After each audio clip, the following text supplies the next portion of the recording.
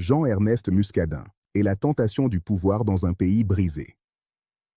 Avant même de parler de Muscadin, il faut regarder le terrain sur lequel il se tient. Haïti, aujourd'hui, ce n'est plus un État fonctionnel. C'est un pays fragmenté entre zones contrôlées, milices, communautés abandonnées et diaspora désillusionnée. Dans ce vide, l'autorité classique a disparu. Et dans ce vide, surgissent des figures comme Muscadin. Premier. Pourquoi sa candidature fait du bruit? Jean-Ernest Muscadin n'est pas un politicien de formation. Il est un homme de terrain, avec une réputation d'action directe. Dans les NIP, beaucoup le voient comme celui qui n'a pas attendu l'État pour rétablir l'ordre. Il a incarné, à tort ou à raison, l'image du justicier, celui qui agit quand tout le monde se tait.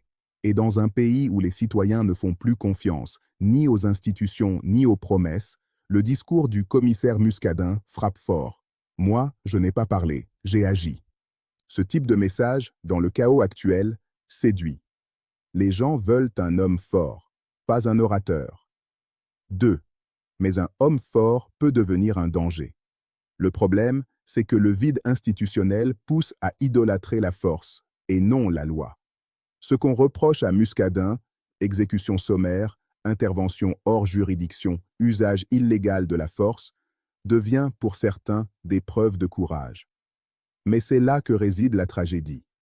Haïti risque de remplacer un désordre par un autre désordre, un chaos sans gang par un chaos autoritaire.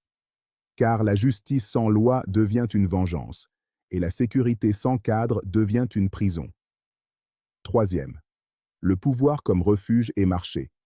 La candidature de Muscadin, comme celle de plusieurs autres figures locales, révèle une autre réalité. Le pouvoir en Haïti n'est plus un service, c'est une protection. Quand un commissaire ou un notable pose sa candidature, ce n'est pas toujours pour diriger le pays, mais pour se mettre à l'abri, se protéger politiquement et s'acheter un bouclier d'immunité. Et il faut être lucide. Les élections, dans leur forme actuelle, sont devenues un marché. Un marché pour les élites, un exutoire pour la communauté internationale et un spectacle pour le peuple. Quatrième. Un pays fatigué de la peur, prêt à tout pardonner.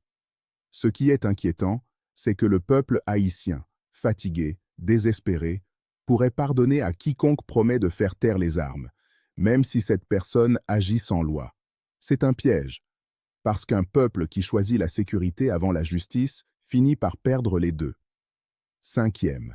Conclusion, un symbole du désespoir politique, Jean-Ernest Muscadin, n'est pas le problème. Il est le symptôme du problème.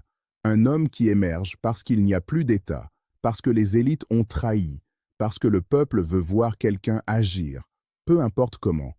S'il pose sa candidature, ce ne sera pas une surprise. Mais ce sera une tragédie politique, celle d'un pays qui, faute d'alternative, donne les clés du pouvoir à la force au lieu du droit.